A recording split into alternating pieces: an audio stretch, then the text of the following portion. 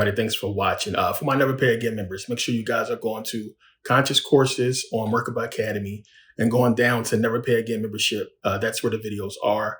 The latest video will always be at the top of the page. It'll be right there where it says featured video. You should have access to Podia to download any videos that you need. Send an email if you do not have access to Podia and all the videos. A lot of people who are new should have access. A lot of the older accounts, probably not, but you should have by now downloaded all the videos or have access to all of them. But send an email if you do not. So get that out the way.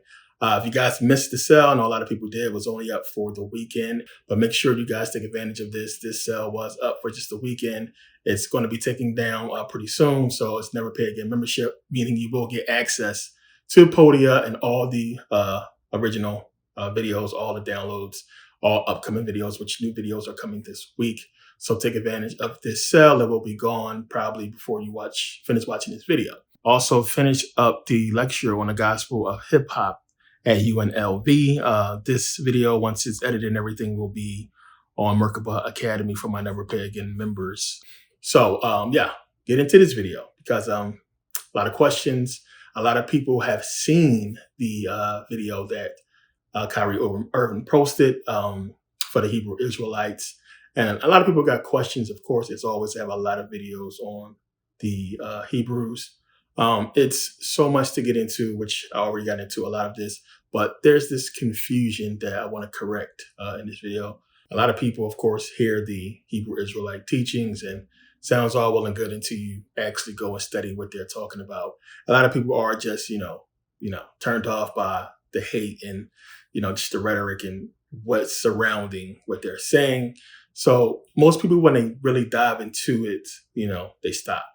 But you got a lot of people who is full of anger and hate. And it's the point of this, what they're trying to play off of to get people engaged in this. And it's something that has been building up for a long time.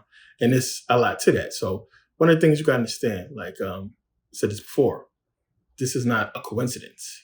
They don't let information get out for no reason. So to make it so mainstream about Kyrie Irving in this specific video tells you they wanted you to see this video.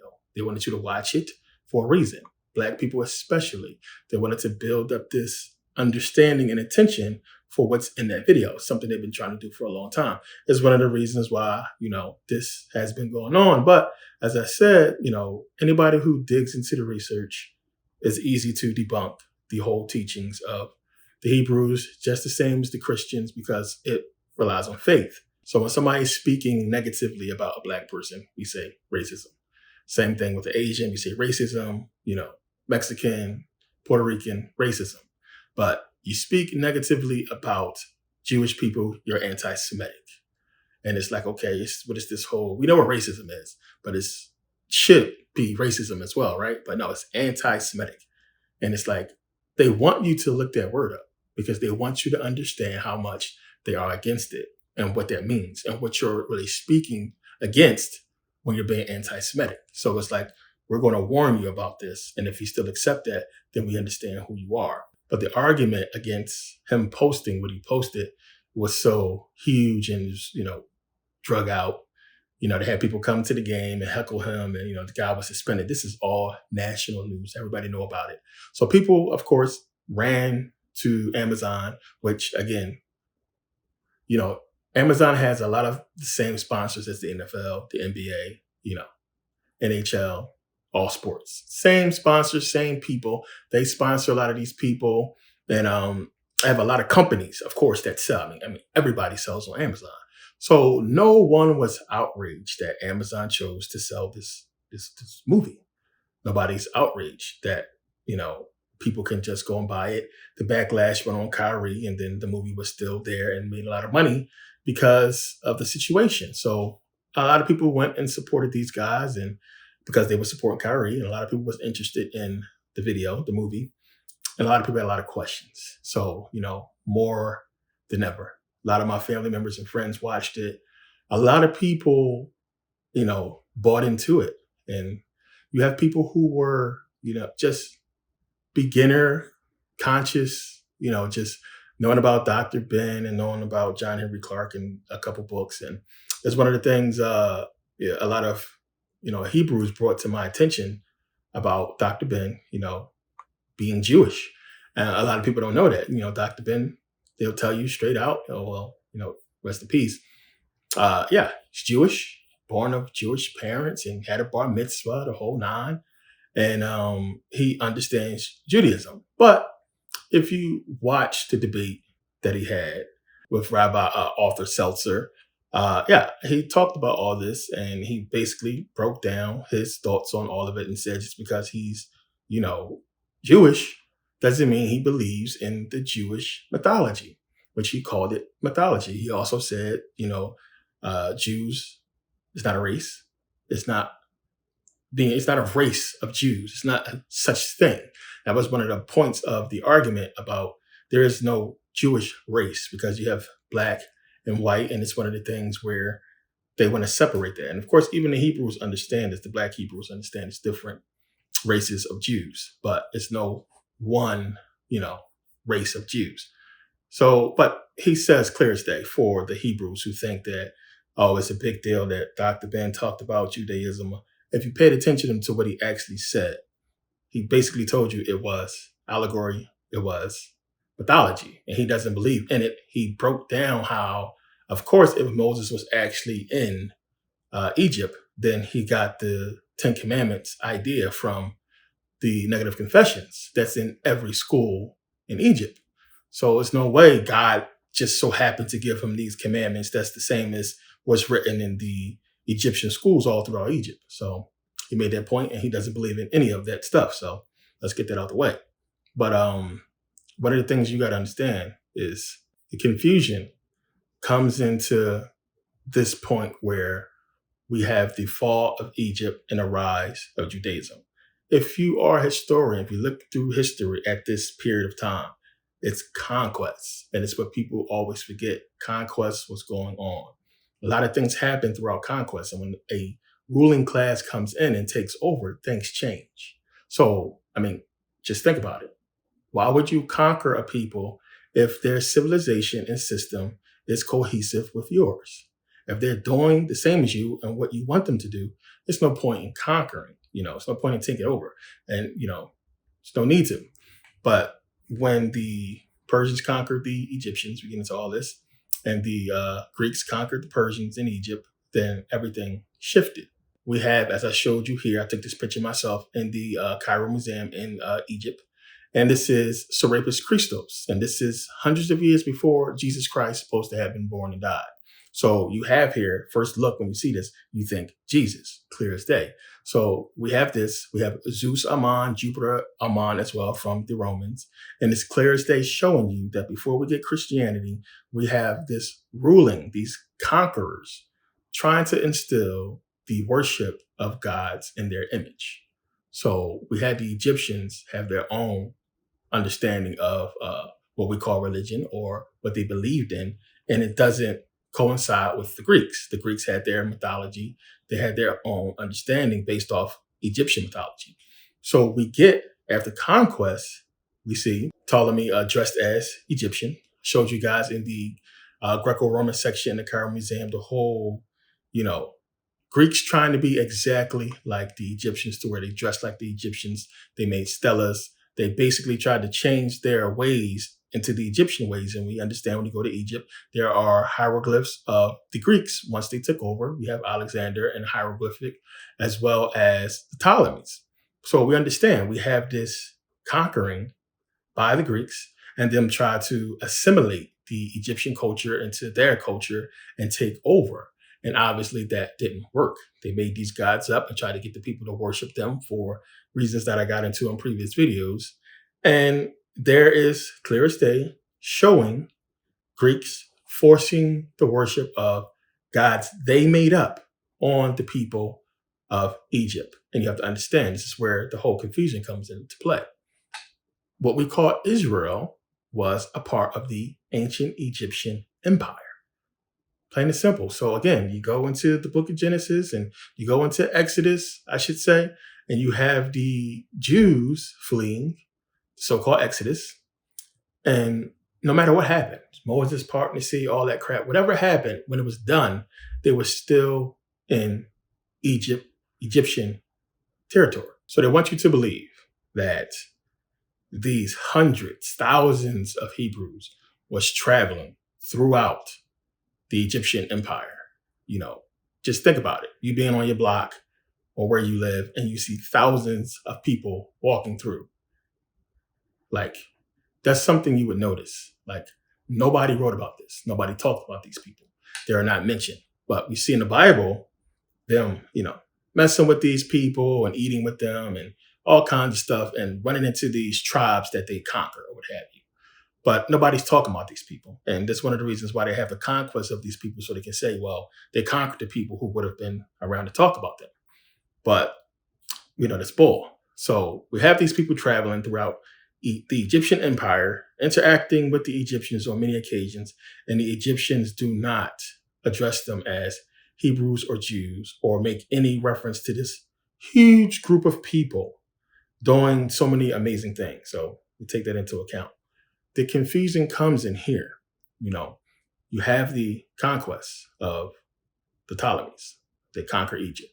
So we have Ptolemy II Philadelphus, who basically gives us the Septuagint by commissioning 72 Hebrew elders, 6 from each of the 12 tribes of Israel. I get into all this. And they supposedly give us the Septuagint, which was translated from, the Jewish law. So we don't know if this translation was done orally or if they had a Jewish or Hebrew manuscript to do this translation. Regardless, we never had it. We have no proof that this translation was done. We don't have any manuscripts that predates the Septuagint, and we don't have any proof that this oral Torah was kept and used to give us the Septuagint. So we don't know. Just we get the Septuagint from the Greeks. That's how it goes. It's written in Greek. And then we have for hundreds of years, no Hebrew writings and the so-called Jews of this time accepting the Greek Septuagint until we get the Masoretic text in the 11th century. It's AD. So hundreds of years is Greek. Okay? Dead Sea Scrolls are completely different, especially now since we found out that in every single museum, the Dead Sea Scrolls they were proven to be forgeries, fakes. No independent researcher has had them in their hands and did an independent study on them to tell us exactly what they are. It's a big mystery.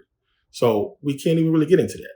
The Dead Sea Scrolls still doesn't predate the Septuagint Greek. So understand, don't fall for no shards. Don't fall for no little lockets, little silver lockets with supposed writing on it. Don't fall for that. We need a full manuscript, at least one full book of the Torah, anything. Pentateuch, Talmud, whatever you want to give us that predates the Septuagint. We don't have it. What we find is supposed shards and pieces that supposedly predates the Septuagint, that's supposedly written in, ancient Hebrew, Paleo-Hebrew, what have you. But no, there's no agreement on any of this stuff. So everything is just up in the air. So this is, again, where the confusion comes into play, is this transition. And it's transition from this conquest of Israel, which would be the conquest of the Egyptian empire, and how the Jews actually came to be. So the story is so fitting to be what it is, to having them completely disobey, be scattered, conquered, and so on and so forth. So today they could try to make sense out of why we can't find any bodies, any real history on these people outside the book. It's fitting. So it just makes sense that it would be done this way. So we can't prove anything today. It's too much surrounding the biblical Hebrews for it to be the way that it is. But in every other civilization of people who has been studied, we can find, bodies, tombs, ruins, everything that would suggest that this was a civilization, a group of people, especially people outside of the civilization, speaking to them, interacting with them. This is what we expect to find from a people who existed. There is no proof that the biblical Jews existed. It's just after this conquest, and then you have the Romans conquering the Greek Empire, we get into this transition. So you got to look at the whole thing and say, what happened? And there's two very controversial books you got to check out: The Myth of the Jewish Race and The 13th Tribe. These are two books that hopefully won't get my video taken down. Highly controversial books, but they get into this. in some capacity. But the thing is, again, conquest. This is what we forget. It's the huge part about all this. Because conquest, you got to look at actual conquest. Because biblical conquest, we can't prove. Actual conquest, we have proof. And this is where, things gets fixed when you pay attention. So again, Greeks conquered the Egyptian Empire. Romans conquered the Greeks. So we have the continuation of Hellenization under the Romans, stuff I get into. We have the New Testament written in Greek. So we know the Romans had their own culture, their own customs. So did the Greeks. So again, as I said before, when you conquer a people, why would you take over their culture and customs? Why would you do that? Now we understand with the Greeks, what happened, because they took over. They didn't want this information getting out. It's the same with the Romans, basically. So everything was changed. Culture was changed back then. Hellenization was exactly that. Them basically getting rid of the old ways. Them getting rid of that knowledge, that information, conquering these people. This is what it's talking about in the Bible when they're going out conquering people. They're conquering Black people, African people in those territories. So this happened. And then you have the Romans, when they took over, they continued it. For what reason? So you got to look at this and say, what was it about what the Greeks was doing, giving us, Septuagint, and we have this so-called Jewish religion, right? And the Greeks have their own thing. Why would they pick up on this? They picked it up, obviously. And then, it's there today, still to this day with the Greeks. And then the Romans continue Hellenization. Not only that, we get the New Testament written in Greek in the beginning before St. Jerome took the Septuagint and changed it when he gave us the Latin Vulgate.